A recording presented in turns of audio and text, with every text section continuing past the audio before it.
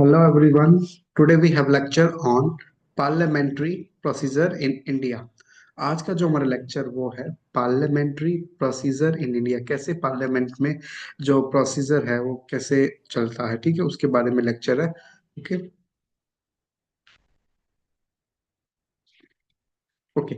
Session होते हैं हमारे पार्लियामेंट में, ठीक है। जो सेशन होते हैं वो पार्लियामेंट में फर्स्ट होता है समविंग। समविंग हमारा सेशन होता है सब मॉर्निंग, ठीक है। सब मॉर्निंग सेशन होता है। इसमें क्या होता है, is a process of calling all the member of parliament to meet. इसमें सभी सदस्य को बुलाया जाएगा मिलने के लिए। जो सब मॉर्निंग होता है पार्लियामेंट का वो स्पेसिफिक आर्टिकल 85 में मेंशन है। जो प्रेसिडेंट है सम्मान करता प्रेसिडेंट सम्मान करता है each of the house of parliament from time to time.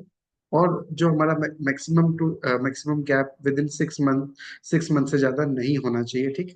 दो सेशन के बीच में 6 मंथ का गैप नहीं होना चाहिए है some morning. Okay. Session India does not have fix parliamentary calendar. हमारे पास कोई फिक्स पार्लियामेंट्री कैलेंडर नहीं है। बट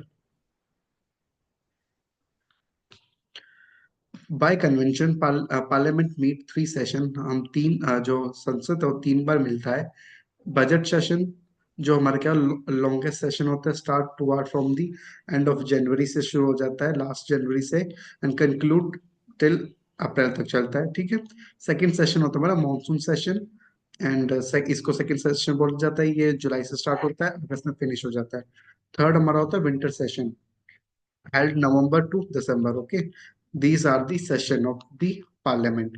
Adjournment का क्या मतलब है? Adjournment suspend the work in a sitting for a specific time, which may be hour, day or week.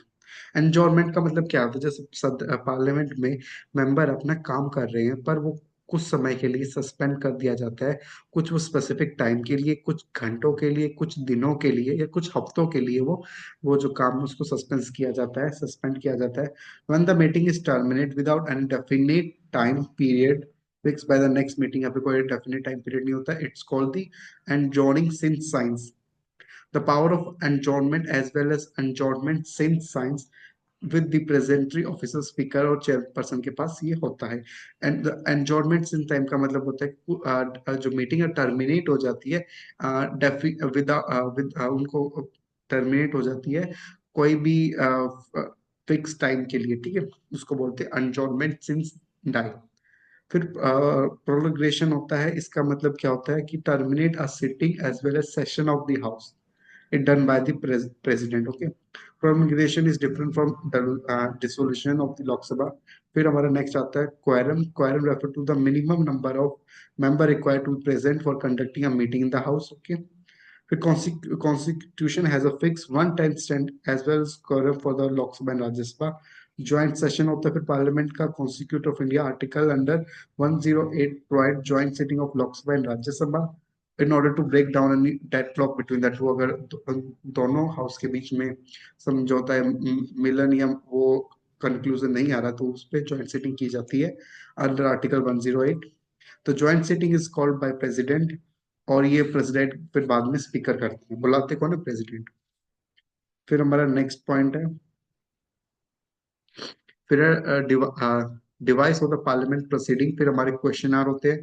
जो first hour of every parliament sitting का क्वेश्चन आर होता है, ठीक है।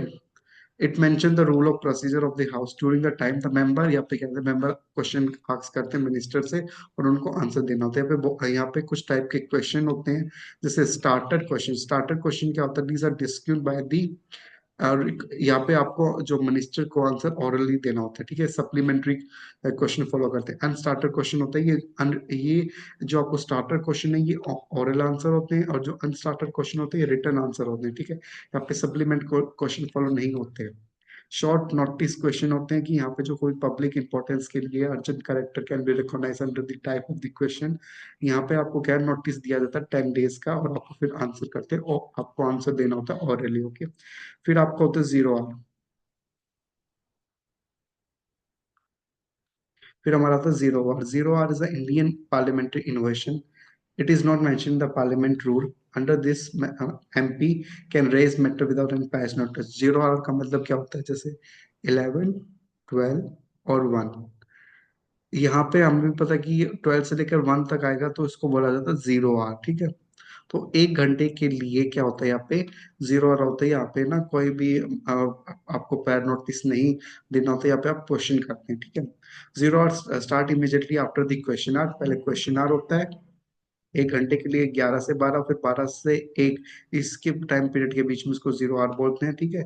At last till the end of the day regular business of the house is taken away, okay, taken up. अब हम various motion आते हैं, वेरियस मोशन इंट्रोड्यूस किए जाते हैं पार्लियामेंट में, ठीक है। उनको हम वन बाय वन डिस्कस करेंगे।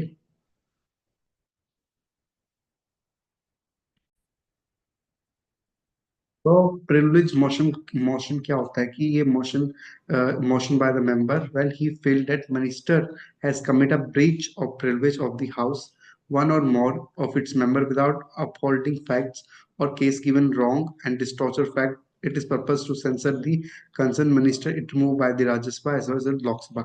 प्रिविलेज मोशन होता है कि जब मिनिस्टर ने जो जो इंफॉर्मेशन प्रोवाइड की है ना वो रॉन्ग, गलत है, और जो फैक्ट है वो वैलिड नहीं है। यहाँ पर जो प्रिविलेज मोशन होते हैं ना, यहाँ पे जब प्रोवाइड किया जाता है जब किसी मिनिस्टर ने रॉन्ग इंफॉर्मेशन प्रोवाइड की है, ठीक है। सेंस सेंस श्योर मोशन जब आता है, it is state of reason for the adoption loss. It can be moved against the individual or a group of minister or entire council of minister. It is moved censor of the council of minister for specific policy। और ये कुछ specific policy और action के regarding introduce किया जाता है, ये लोकसभा करते हैं, ठीक है। प्रिविलेज मोशन को भी दोनों कर सकते हैं, पर जो सेंसर मोशन है वो सिर्फ लोकसभा करता है। और यहाँ पे किसके अगेंस्ट करता है, इंडिविजुअल या काउंसिल ऑफ मिनिस्टर। यहाँ पे सेंसर किससे प्रोवाइड किया जाता है, स्पेसिफिक पॉलिसी और action regarding council of minister. फिर कॉल अटेंशन मोशन, ठीक है। It is introduce in the parliament by the member to call attention for a minister to a matter urgent. Call attention, attention motion जब किया जाता है जब public importance के लिए वो मोशन लाया जाता है। और seek authoritative statement from him. कोई भी कंसर्न, जैसे मान लो कोई भी इमरजेंसी आ गई, हेल्थ इमरजेंसी आ गई, तो वहाँ पे कॉल अटेंशन मोशन लाया जाएगा। फिर हेल्थ मिनिस्टर वो डिस्कशन करेंगे, वो बताएंगे क्या प्रॉब्लम है उसकी, ठीक है। ये राज्यसभा और लोकसभा में इंट्रोड्यूस किया जा सकता है। फिर एंजॉर्नमेंट मोशन होता है, ये लोकसभा में इंट्रोड्यूस किया जाता है। यहाँ पे क्या है, attention of the house to definite matter of urgent public, ये भी पब्लिक इंपॉर्टेंस के लिए इंट्रोड्यूस किया जाता है। It involve the element of concern against the government, जो गवर्नमेंट के अगेंस्ट किया जाता है। It can be move by Lok Sabha. No day yet name motion होता है, ये एक मोशन होता है, ये स्पीकर के द्वारा किया जाता है, ठीक है। और ये ये दोनों इसको लोकसभा राज्यसभा हो सकता है। नो कॉन्फिडेंस मोशन, आर्टिकल 75 होता है, कॉन्स्टिट्यूशन कहता है जब council of minister shall be collective responsible to the Lok Sabha.